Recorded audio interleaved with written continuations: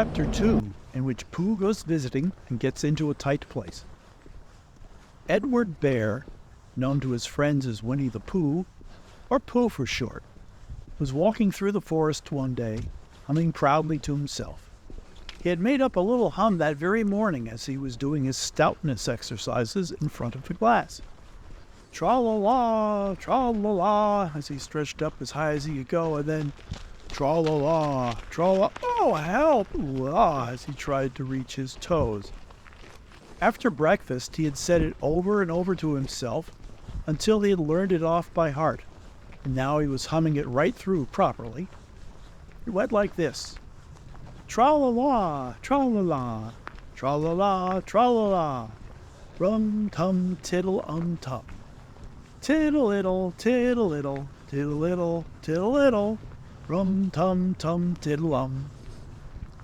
Well, he was humming this hum to himself and was walking along gaily, wondering what everybody else was doing and what it felt like being somebody else, when suddenly he came to a sandy bank, and in the bank was a large hole. "Aha," said Pooh, "rum-tum, tiddle-um-tum. If I know anything about anything, that hole means rabbit," he said. "And rabbit means company," he said. "And company means food, and listening to me humming and such like. Rum-tum, tiddle-um." So he bent down, put his head into the hole, and called out, "Is anybody at home?" There was a sudden scuffling noise from inside the hole, and then silence. "What I said was, 'Is anybody at home?'" called out Pooh very loudly. "No," said a voice, and then added, "You needn't shout so loud. I heard you quite well the first time." "Bother," said Pooh. "Isn't there anyone here at all?" "Nobody." Winnie-the-Pooh took his head out of the hole and thought for a little, and he thought to himself, "There must be somebody there, because somebody must have said nobody." So he put his head back into the hole and said, "Hello, Rabbit. Isn't that you?" "No," said Rabbit in a different sort of a voice this time. "But isn't that Rabbit's voice?" "I don't think so," said Rabbit. "It isn't meant to be." "Oh," said Pooh. He took his head out of the hole and had another think, and then he put it back and said, "Well, could you very kindly tell me where Rabbit is?" "He has gone to see his friend Pooh Bear, who is a great friend of his." "But this is me," said Bear, very much surprised.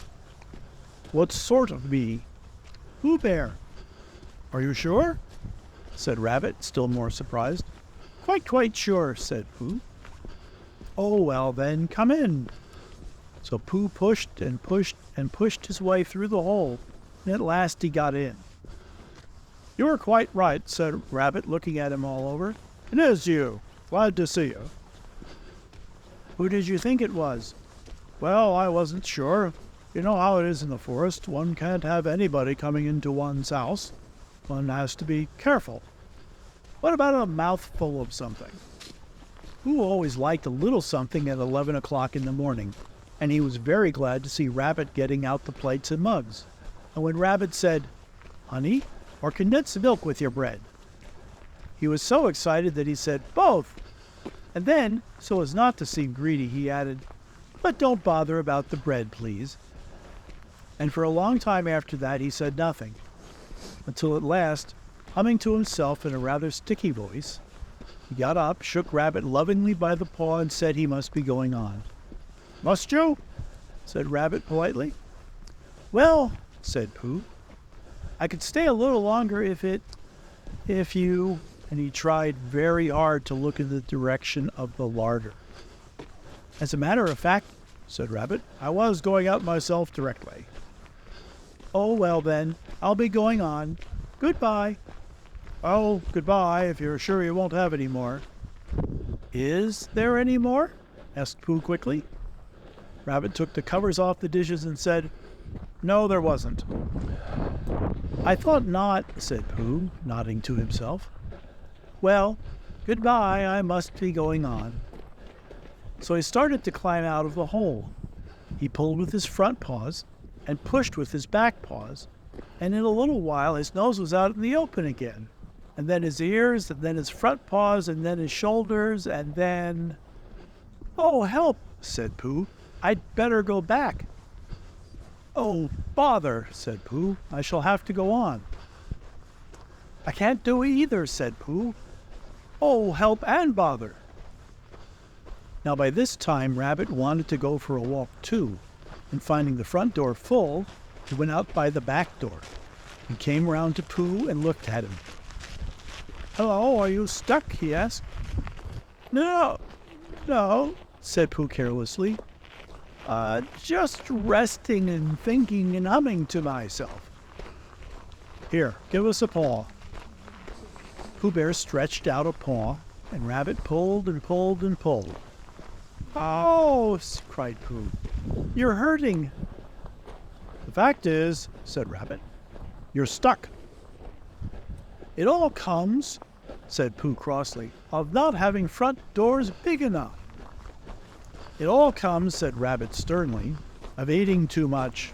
"I thought at the time," said Rabbit, "only I didn't like to say anything," said Rabbit, "that one of us was eating too much," said Rabbit, "and I knew it wasn't me," he said. Well, I shall go and fetch Christopher Robin."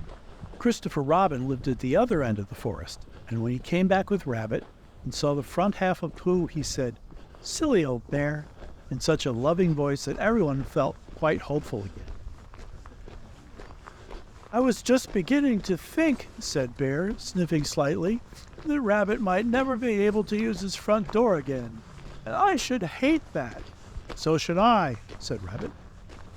"Use his front door again?" said Christopher Robin. "Of course he'll use his front door again."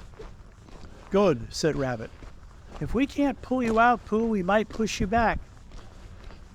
Rabbit scratched his whiskers thoughtfully and pointed out that when once Pooh was pushed back, he was back.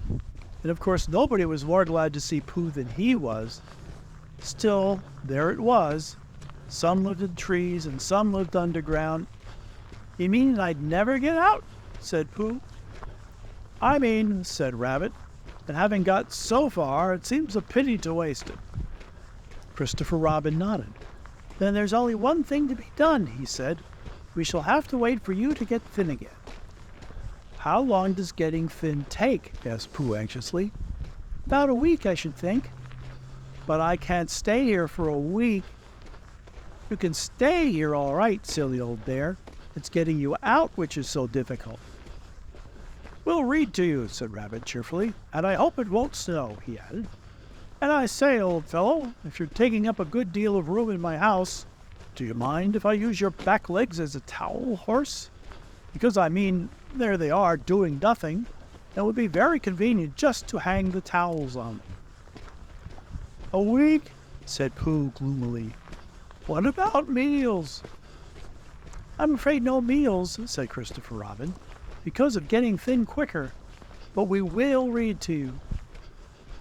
Bear began to sigh and then found he couldn't because he was so tightly stuck, and a tear rolled down his eyes as he said, "Then would you read a sustaining book, such as would help and comfort a wedged bear in great tightness?"